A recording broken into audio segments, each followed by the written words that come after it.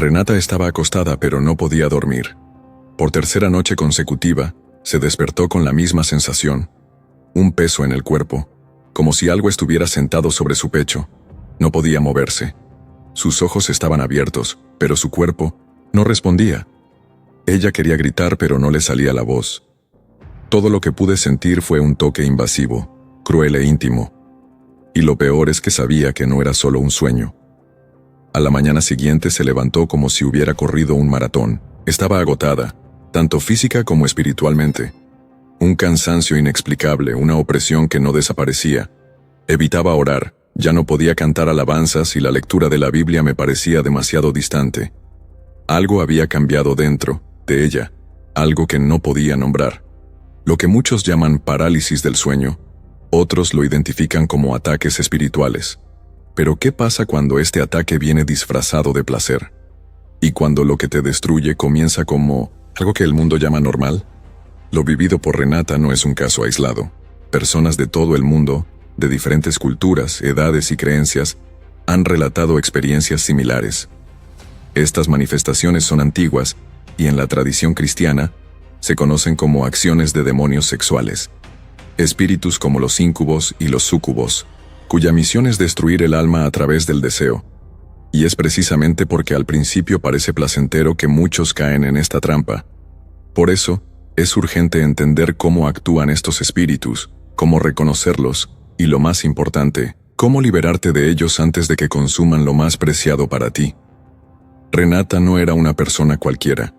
Era alguien que conocía la Biblia, que creció en la iglesia, que oraba y ayunaba. Sin embargo, detrás de su sonrisa tranquila y su rutina espiritual ejemplar, había un vacío que ella evitaba enfrentar. Durante su adolescencia cargó con profundos traumas, una relación abusiva, exposición a la pornografía a temprana edad y un silencio asfixiante sobre todo lo vivido. La vida continuó. Ella trató de olvidar, se mudó a otra ciudad, se unió al ministerio de alabanza y se dedicó a la obra. Pero ciertas heridas, cuando no se tratan, se convierten en puertas abiertas, y fue a través de estas brechas que entró la oscuridad. Lo que comenzó como sueños de rostros irreconocibles, se convirtió en algo que ni siquiera ella podía explicar. Toques, presencias, el constante despertar en mitad de la noche, sensaciones físicas reales que dejaron tu cuerpo cansado y tu alma en ruinas. Todo esto la consumió, en silencio. Renata pensó que estaba perdiendo la cabeza, hasta que descubrí que no era el único. Hay miles de historias como la suya, personas que, incluso en silencio, son atacadas por fuerzas que se alimentan del alma a través del placer corrompido. Quizás nunca hayas oído hablar de ellos, pero los antiguos los conocían bien. Los nombres cambian, pero la acción es la misma. Espíritus de perversión, conocidos como íncubos y súcubos. Criaturas que actúan de noche, seduciendo, aprisionando y drenando la energía espiritual de aquellos que tocan. Estos ataques no son un mito, son reales. Y lo más peligroso es que la mayoría de las personas que se enfrentan a ellos, se enfrentan solas. Pero no tiene por qué ser así. ¿Quiénes son los demonios sexuales? Cuando hablamos de demonios sexuales, muchas personas se apresuran a decir que esto es superstición. Pero ignorar lo invisible no le impide actuar. Y es precisamente en la ignorancia que estos espíritus encuentran espacio. Íncubos y súcubos son nombres dados a entidades espirituales descritas desde la antigüedad como criaturas que atacan sexualmente a los seres humanos durante el sueño. Desde el punto de vista cristiano no son simplemente figuras mitológicas, son demonios que se especializan en la seducción y la esclavitud emocional. Y lo más peligroso es que sus armas no son visibles, sino profundamente efectivas. Deseo, fantasía y placer sin alianza. La Biblia no los nombra directamente, pero nos da pistas claras de su existencia. En Génesis hay una referencia misteriosa. Vieron los hijos de Dios que las hijas de los hombres eran hermosas, y tomaron para sí mujeres. Génesis capítulo 6, versículo 2. Hay teólogos que interpretan esto como una descripción simbólica de la mezcla entre el mundo espiritual y el humano, abriendo un precedente para el accionar de estas entidades. Más adelante en Judas está escrito que los ángeles que no guardaron su estado original, sino que abandonaron su morada, fueron entregados a la oscuridad eterna. Este abandono de posición e invasión del mundo humano se cita a menudo como la base espiritual de la existencia de estos ataques nocturnos. No salen de la nada. Siempre hay una legalidad, un punto de acceso. En el caso de Renata había un historial de involucramiento con pornografía, trauma emocional no tratado, música y contenidos sensualmente cargados, y objetos que ella nunca se dio cuenta de que podían estar contaminados espiritualmente. Estos espíritus se alimentan de lo no resuelto. Entran a través de las heridas, se esconden en los recuerdos y se fortalecen a través de la repetición. Cuanto más callas, más actúan. Y eso fue exactamente lo que empezó a pasarle a ella. Efectos espirituales y psicológicos de estos ataques. Las noches de Renata se convirtieron en su peor pesadilla. Con cada nuevo ataque, se despertaba más cansada.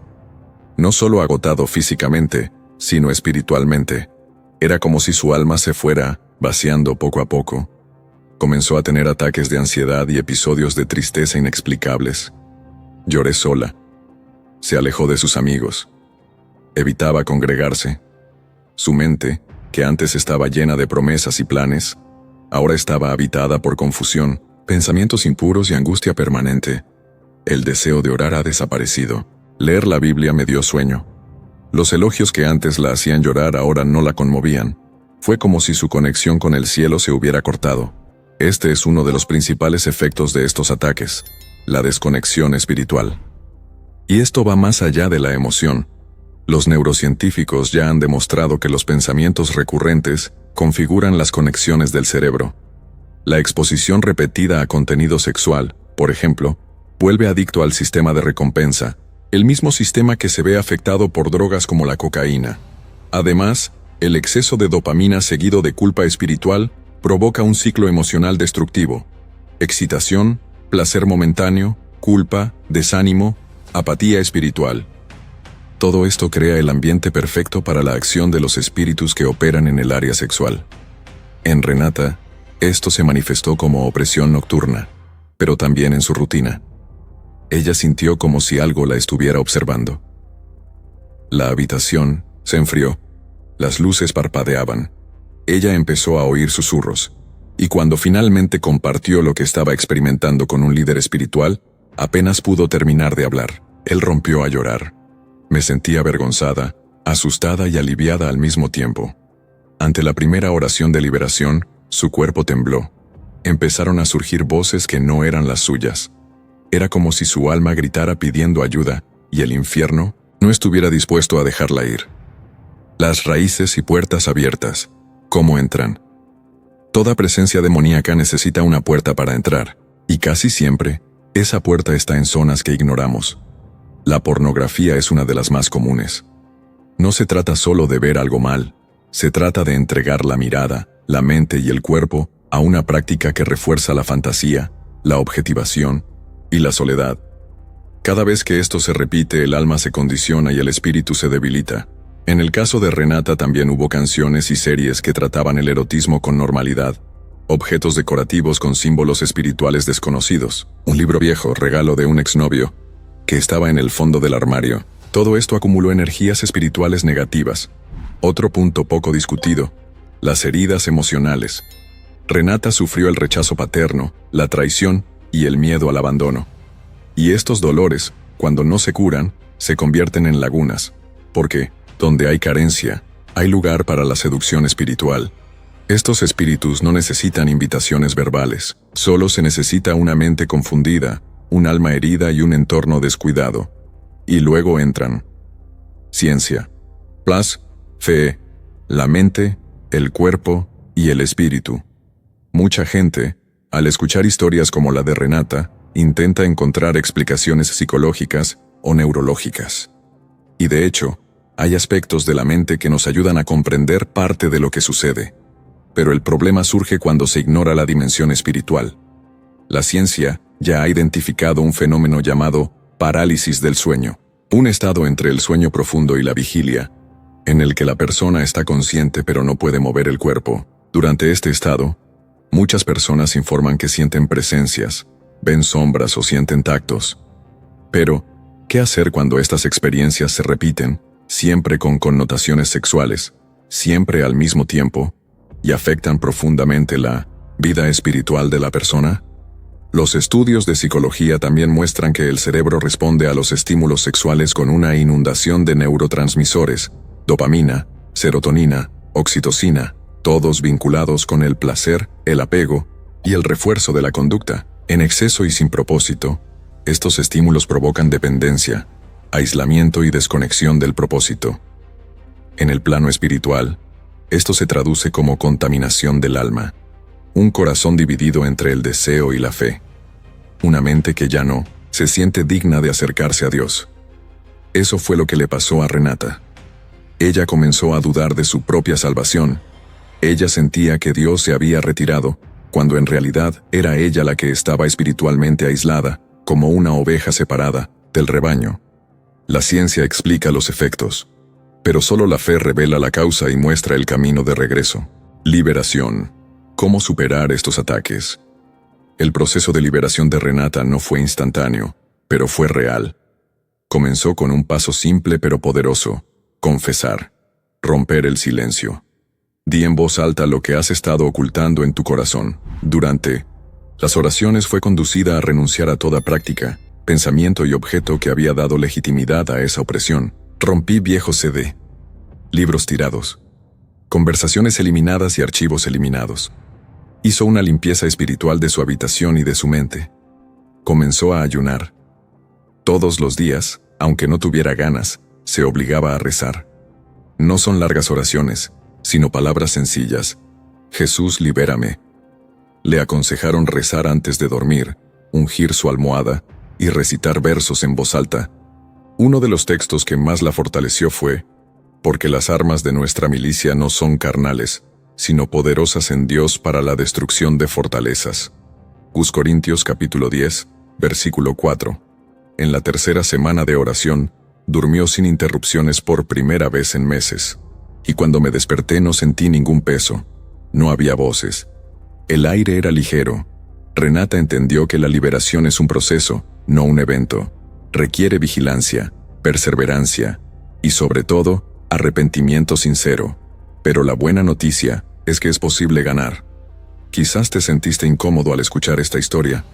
Quizás reconociste algunas de las señales. O tal vez estás experimentando exactamente lo que experimentó Renata. Pero nunca has tenido el coraje de hablar con nadie. Usted no está solo. Estos ataques no son invencibles. Se alimentan del silencio, la vergüenza y la soledad. Pero pierden fuerza ante la luz. La palabra de Dios dice: conoceréis la verdad, y la verdad os hará libres. Juan capítulo 8, versículo 32. La liberación es posible, la restauración es real, y tu espíritu fue creado para ser un templo del Espíritu Santo, no una morada de opresión.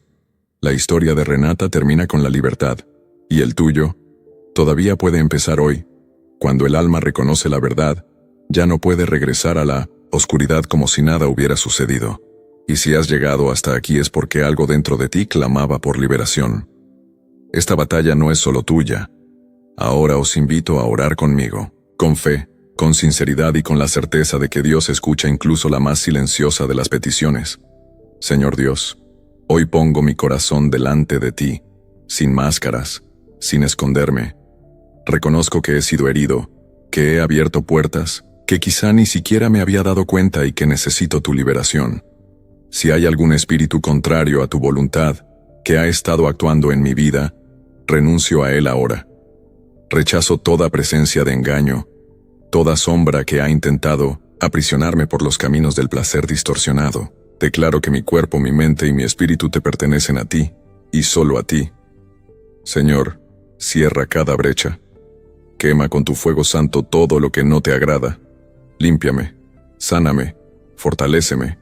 Enséñame a estar vigilante, a discernir, a resistir en el día malo.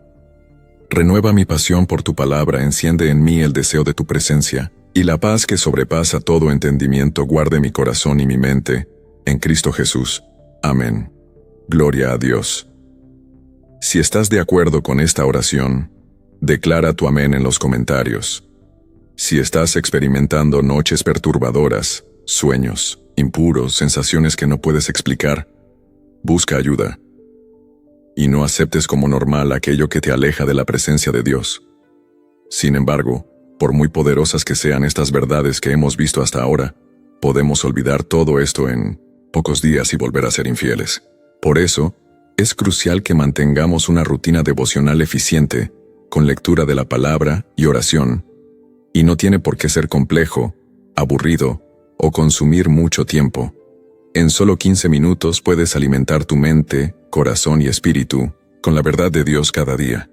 Para ello, estaré dejando en la descripción o en el primer comentario fijado la rápida pero poderosa guía devocional que yo misma hago. Así que, ya sea que usted sea un converso reciente o alguien que apenas está regresando a Cristo, ahora es el momento de equiparse verdaderamente.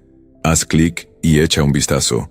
Y si quieres más mensajes alentadores como este, suscríbete al canal. Muchas gracias por acompañarme hasta aquí, y que Dios te bendiga poderosamente.